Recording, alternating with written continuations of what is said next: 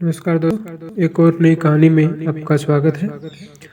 आज की कहानी का विषय है प्रगति का रास्ता। एक विद्वान किसी गांव से गुजर रहा था। उसे याद आया कि उसके बचपन का मित्र इसी गांव में है। सोचा मिला जाए। मित्र के घर पहुंचा, लेकिन देखा मित्र गरीबी व दरिद्रता में रह रहा है। साथ में दो नौजवान भाई भी हैं।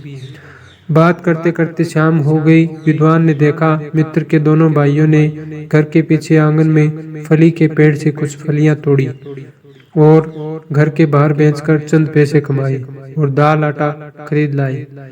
मात्रा कम थी, 3 भाई व विद्वान के लिए भोजन कम पड़ता। एक ने उपवास का बहाना बनाया, एक ने खराब पेट का। केवल मित्र विद्वान ने साथ भोजन ग्रहण किया। रात हुई।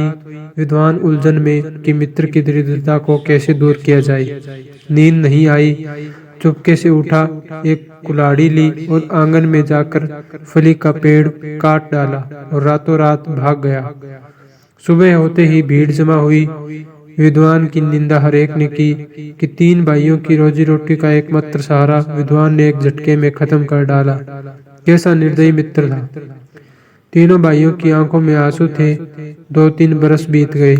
विद्वान को फिर उसी गांव की तरफ से गुजरना था। डरते डरते गांव में कदम रखा, पीटने के लिए तैयार था। वो धीरे से मित्र के घर के सामने पहुंचा, लेकिन वहां पर मित्र की झोंपड़ी की जगह कोठी नजर आई। इतने में तीनों भाई भी बाहर आ गए। अपने विद्वान मित्र को देखते ही रोते हुए उसके पैरों में गिर पड़े। बोले, यदि तुम उस दिन फली का पेड़ न काटा होता तो आज हम इतने समृद्ध न हो पाते। हमने मेहनत न की होती।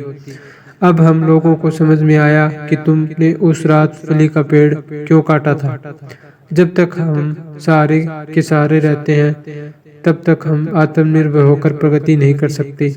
जब भी सहारा मिलता है तो हम आलस्य व दरिद्रता अपना लेते हैं।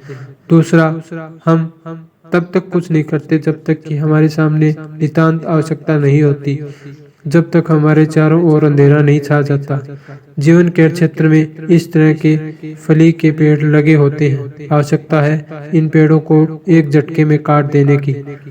प्रगति का एक ही रास्ता है, आत्मनिर्भरता। शिक्षा।